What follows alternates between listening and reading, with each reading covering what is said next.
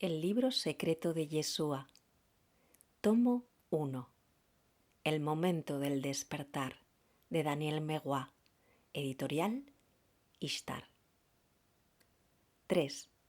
Mis primeros pasos en Galilea. Nuestro regreso al pueblo fue motivo de una fiesta conmovedora. Aunque mis instructores del país de la Tierra Roja habían sido muy exigentes y a veces duros conmigo, estaba acostumbrado a que la gente tuviera atenciones hacia el pequeño Avstara que se suponía que era. No obstante, me sorprendió un poco ver que todas las miradas se dirigían más bien hacia mi madre, o, más concretamente, hacia sus pies. En efecto, en cuanto la reconocieron y mientras avanzaba por los estrechos callejones de aquel pueblo en el que íbamos a vivir, Meriem no llegó a dar un solo paso sin que alguien cubriera el suelo ante ella con un velo, un manto o un simple trozo de tela. Con toda evidencia, mi madre gozaba de un respeto e incluso de una veneración cuya amplitud yo no había podido captar hasta entonces. Solo 3 o 4 personas, mujeres, la esquivaron ostensiblemente. Yo no comprendía todo lo que ocurría, pero me alegraba, a pesar de descubrir un sentimiento extraño, el de no saber muy bien qué hacer con mi propia persona. Sin embargo, muy pronto, lo que había empezado siendo un ritual espontáneo de una extrema deferencia, acabó tomando el aspecto de una pequeña fiesta ceremonial. Un anciano que parecía ser el jefe de aquella comunidad que descubría, insistió en que mi madre se sentara sobre un murete. Mientras seguían sin dejarle poner la planta de sus pies sobre el suelo, empezaron a rociarla con un poco de agua perfumada y depositar flores ante ella. Una vez hecho esto, el mismo anciano le presentó una copa en cuyo centro ardía una llama bastante vigorosa.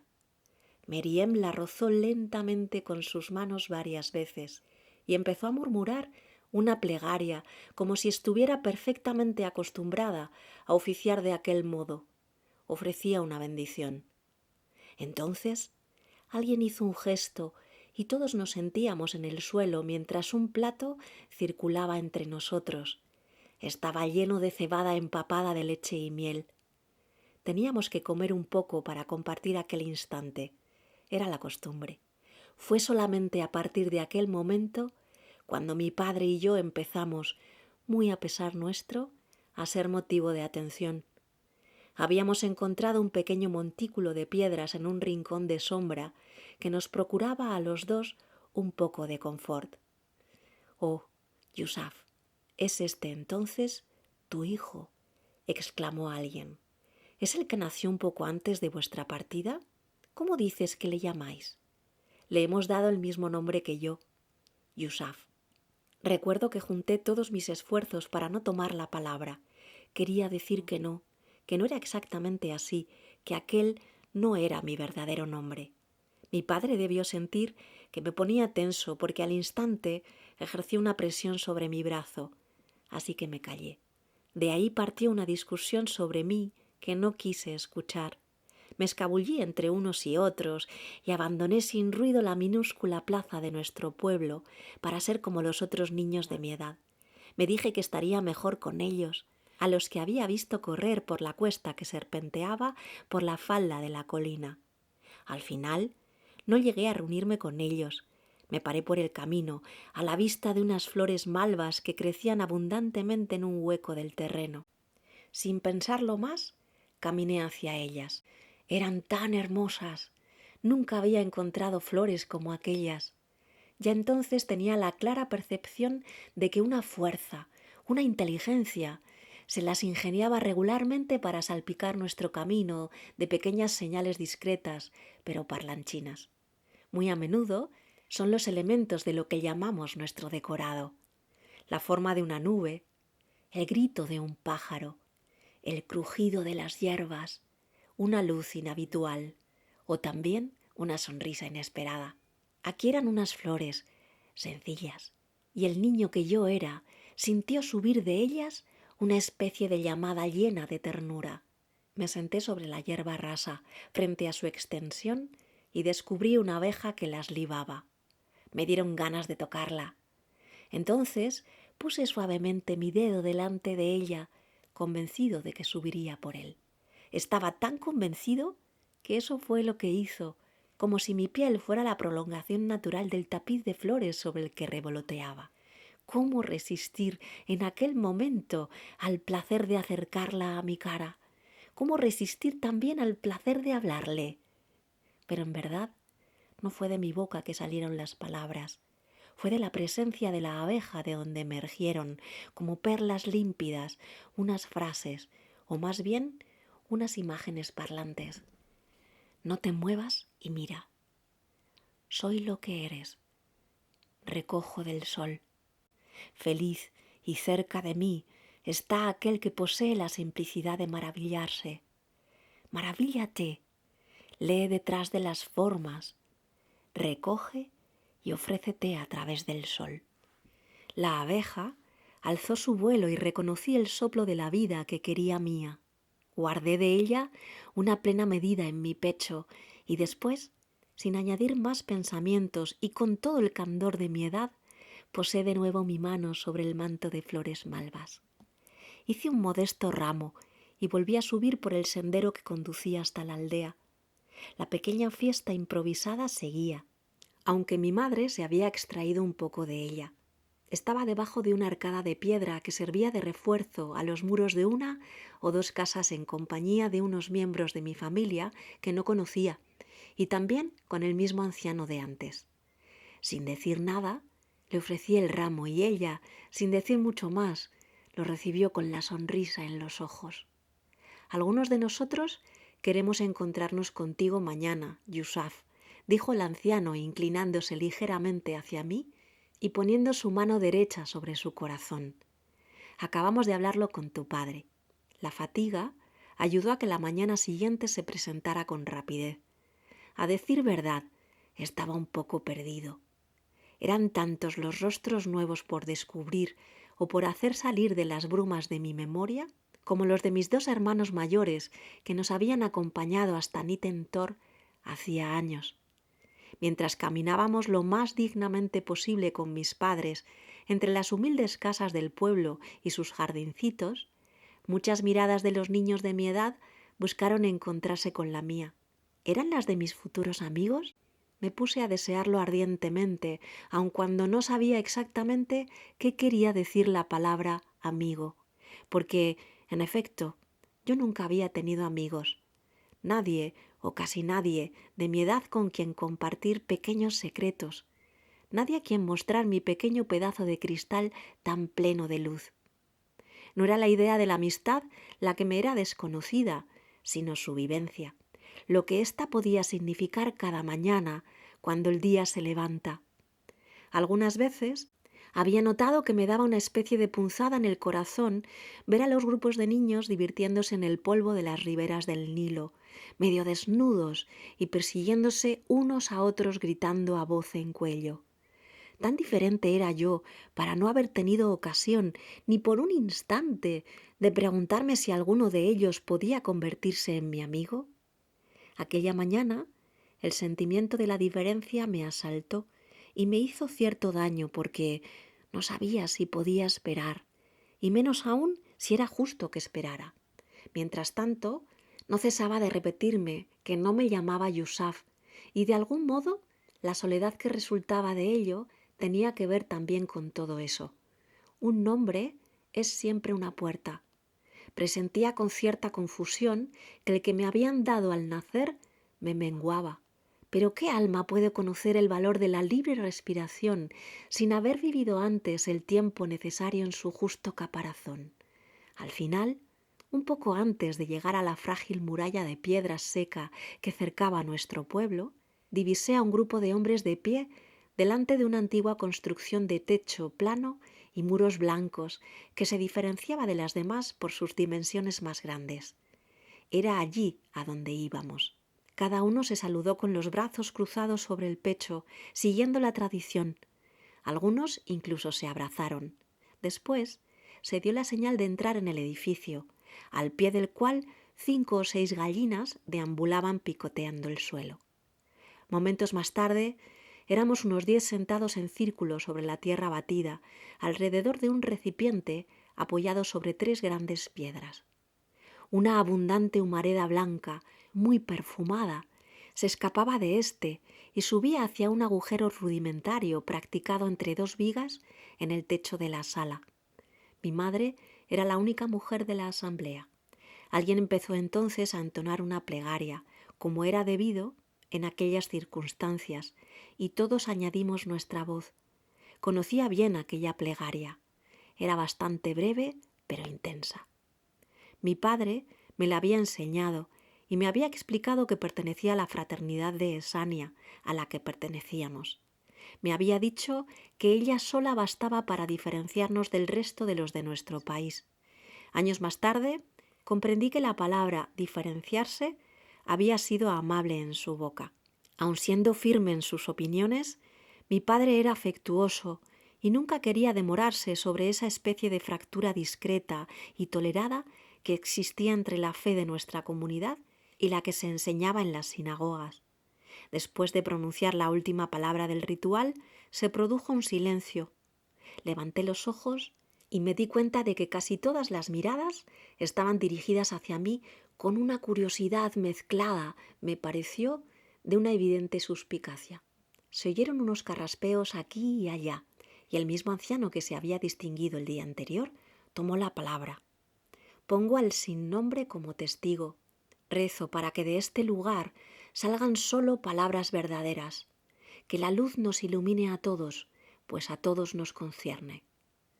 Tras estas palabras, se giró ostensiblemente hacia mí y añadió en tono bondadoso pero firme: Bien, joven Yusaf, ya habrás comprendido que estas palabras se dirigen esencialmente a ti. Estamos impacientes por conocerte y acogerte plenamente entre nosotros, Yusaf. Has viajado mucho. Dinos quién eres, en verdad. Recuerdo que tuve la breve impresión de ser acusado de algo que ignoraba y mi cabeza se entumeció un poco. Me pareció entonces que una fuerza cuya presencia en mí desconocía quería empujarme a abrir la boca sin haber tenido ni tiempo de darme cuenta de la magnitud de lo que me estaban preguntando. ¿En verdad? ¿Puedes decirme qué es la verdad, venerable? Porque cierto es que ninguno de mis maestros me lo ha enseñado nunca. Me quedé yo mismo sorprendido al enunciar esto, y enseguida percibí un malestar en la asamblea. ¿Ignoras, pues, lo que es la verdad? Dejó de repente caer el anciano visiblemente molesto. Sé de ella que no está en la cabeza, venerable. Por esto no puedo hablar de ella con palabras que nacen de esa parte del cuerpo. ¿Y dónde está entonces si no forma parte de las cosas que debemos aprender y comprender? Lo que veo de ella me habla dentro de mi corazón, pero no con palabras. Me habla con la sonrisa de Awon. De nuevo, fueron carraspeos incontrolados de garganta los que subieron un poco por todas partes. Sí, Awon te sonríe. ¿Puedes hablarnos de él? ¿Qué sabes de él? ¿Qué te han enseñado tus maestros? Mis maestros no me han enseñado nada de él. Me han enseñado palabras y han puesto imágenes y plegarias en mi cabeza. Por ello les doy las gracias. También les honro porque por ellos he podido reconocer lo que estaba en mi corazón y lo que no lo estaba.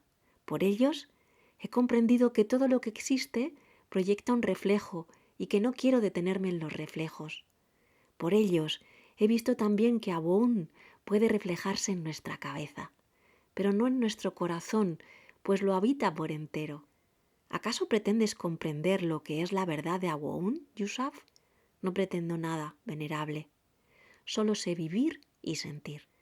Eres hábil, pero sigues sin responder a mi primera pregunta.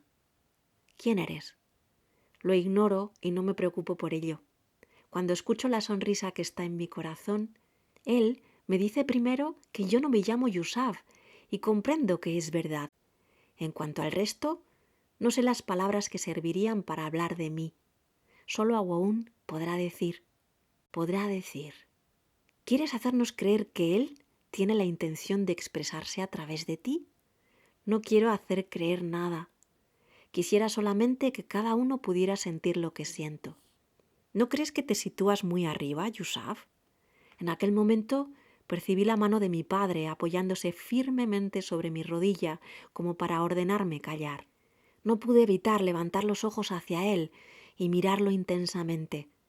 Un murmullo se puso entonces a recorrer nuestra pequeña asamblea. Vamos, dinos, ¿quién eres? ¿Qué quieres decir de ti para querer jugar así con las palabras?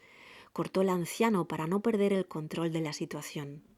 Soy Yusuf, hijo de Yusuf, que fui enviado al país de la Tierra Roja para ser instruido. Ya está. Por fin tus palabras son de verdad. Debería haberme parado ahí, pero la fuerza que estaba en mí me lo impedía. Digo la verdad, venerable, pero presentándote lo que tú quieres, no digo la verdad, pues lo verdadero solo es un pequeño reflejo de la verdad. Las palabras que habían salido de mi boca tuvieron un extraño efecto sobre el anciano. Pareció que lo tranquilizaban de repente, como si estuvieran cargadas de algo que le obligaba a desviar su mirada hacia el interior de sí mismo. De hecho, nadie más dijo nada. Ni tan solo un murmullo alteraba la singular quietud que acababa de instalarse. Solo algunos insectos revoloteaban en la penumbra. Finalmente, fue el anciano quien dejó oír su voz de nuevo, mucho más suave esta vez.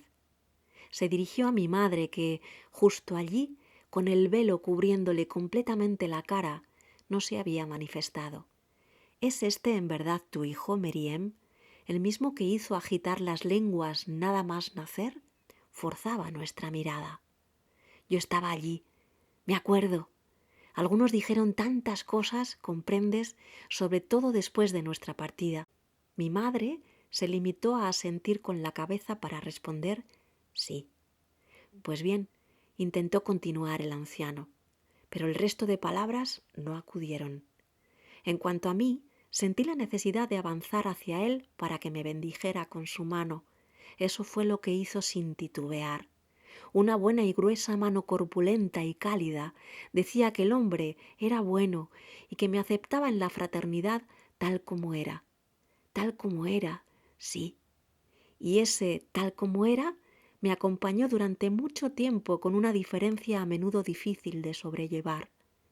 Todo aquello puso fin a nuestra asamblea esa mañana, salvo para mi padre, que a su demanda permaneció aún un buen rato en aquel lugar en compañía de 2 o 3 de los ancianos del pueblo. Los días pasaron. Fueron deliciosos.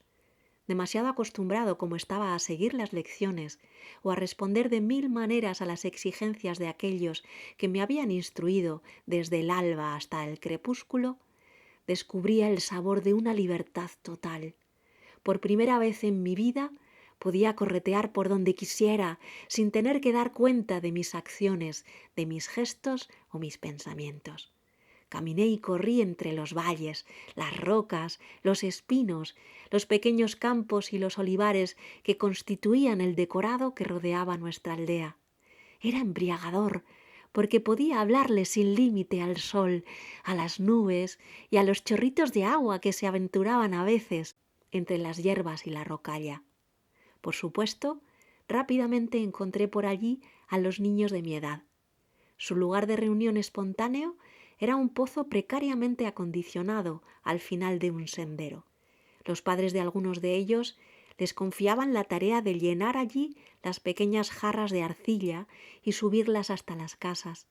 Era allí donde veía regularmente a mis hermanos mayores cuando no estaban en los campos, y también a los otros chicos, entre los que había un cierto Simón, el hijo del alfarero. Simón me divertía, porque intentaba imitar a su madre, esforzándose siempre en poner su jarra sobre su cabeza.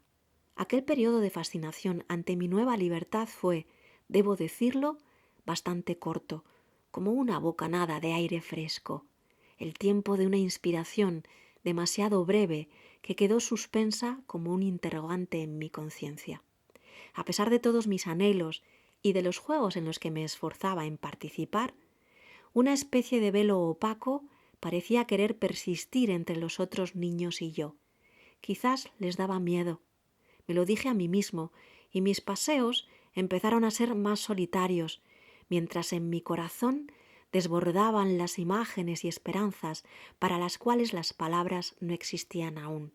Así transcurrieron seguramente 2 semanas. Estábamos en el mes de Elul. En la casa de mis padres habían vuelto a ocupar. Nuestra vida se reorganizaba. Una mujer joven ayudaba a mi madre a seleccionar los dátiles en las cestas. Al escucharles, acabé comprendiendo que no era su hermana, sino una hija que mi padre había tenido de su primera esposa, y aquello la convertía más bien en mi hermana. ¿Hasta dónde iba a crecer mi familia?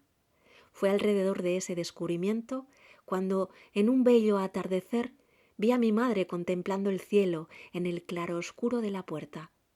Nunca la había visto con una silueta tan redonda. Enseguida corrí hacia ella y puse la mano sobre su vientre. «¿Miriam?», dije queriendo sin falta aprehender su mirada. Era la primera vez que la llamaba así y no madre, como me habían enseñado. «¿Miriam?», repetí. No me pareció que se sorprendiera. Se limitó primero a pasar una mano sobre mi cabellera ya bastante larga y después, sosteniéndose la espalda, se agachó para hablarme. Su alma vino a encontrarnos cuando estábamos todavía en el país de la tierra roja, Yusaf. Pronto estará entre nosotros. Te han enseñado cómo suceden estas cosas, ¿verdad? Sí. Me han enseñado que nuestra alma se parece a una gota de agua que cae sobre la tierra, cuando la tierra la llama y tiene necesidad de ella para hacer crecer todo lo que vemos. Después, como el sol la calienta, esa gota se vuelve otra vez ligera y remonta hacia el cielo hasta que la tierra la llama de nuevo. Entonces es eso. Somos un poco como la lluvia. No es muy complicado de comprender. No es nada complicado de comprender, salvo... ¿Salvo qué? Salvo que no siempre es verdad que la gota de agua se vuelve ligera. Entonces me pregunto cómo puede remontar. Es porque el cielo es una especie de tierra también, y porque es precioso que ésta vuelva a encontrar el agua que ha entregado. Entonces, cuando tú crees que sube, quizás es más bien porque desciende al cielo. ¿Comprendes? La respuesta de mi madre me desconcertó. No había pensado en eso.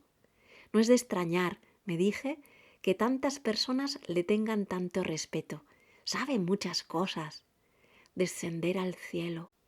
Recuerdo que aquella respuesta me sumergió en una desconcertante reflexión. ¿Por qué no fue Meriem quien me instruyera? Descender al cielo. No sé cuánto tiempo estuvieron estas palabras dando vueltas en mí. Era importante que comprendiera su sentido exacto. Me hacían pensar en la clase de afirmación que hubiera podido brotar de mis labios aquella famosa mañana que me invitaron a expresarme ante los antiguos del pueblo. Oh, me dije después, si pudiera seguir estando habitando por aquella fuerza que se amparó en mí ese día. Necesité aislarme, sumergirme en mi propio lago, descender al cielo. ¿Cómo se puede descender hacia un espacio que se extiende sobre nosotros? ¿Acaso deberíamos decir subir sobre la tierra cuando venimos a este mundo? Al final de una pendiente encontré un minúsculo hueco de terreno al amparo de una roca entre arbustos chambuscados y plantas aromáticas. Decidí convertirlo en mi caparazón y rezar para poder comprender mejor. Recuerdo que durante un tiempo que me pareció bastante largo, no pasó nada.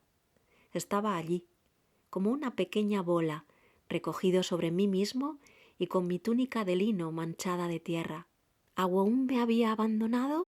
De pronto, mi mirada se detuvo sobre una hormiga que se desplazaba por debajo de una hoja. Me dije que era gracioso comprobar que no estaba nada incómoda de ver el mundo así del revés. Fue aquella reflexión anodina la que me hizo hacer un movimiento dentro de mí. ¿Y si fuera yo, esta vez, quien pensaba demasiado con la cabeza sin ocuparme de lo que sabía mi corazón? ¿Y si fuera mi corazón el que comprendía que nuestro abajo es quizás un arriba, o más bien que quizás no había ni arriba ni abajo, sino solo un círculo sobre un bucle que hay que aprender a mirar como un remolino de polvo en el desierto?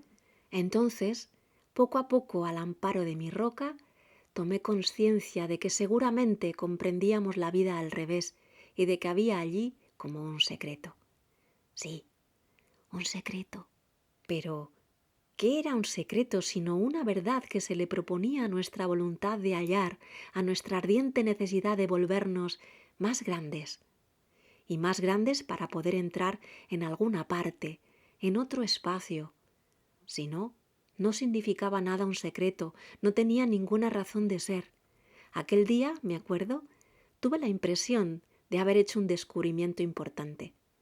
La desconcertante reflexión de mi madre y mi observación del desplazamiento de una hormiga debajo de una hoja modificaron para siempre mi percepción del sentido de nuestra vida. Ambas contribuyeron a restituirme un poco más a mí mismo. Eso es, me dije saliendo de mi refugio al pie de la roca. ¿Por qué nadie, o casi, ve que subimos sobre la tierra para crecer? ¿Por qué incluso los antiguos que me han instruido han insistido tanto sobre la pobreza de este cuerpo y de este mundo? ¿Se habían quedado a medio camino? Aquellas reflexiones aún torpes y que no sabía llevar más lejos marcaron sin duda alguna mi primer movimiento de independencia. Si había puertas por empujar, las empujaría sin esperar, y no solo para mí.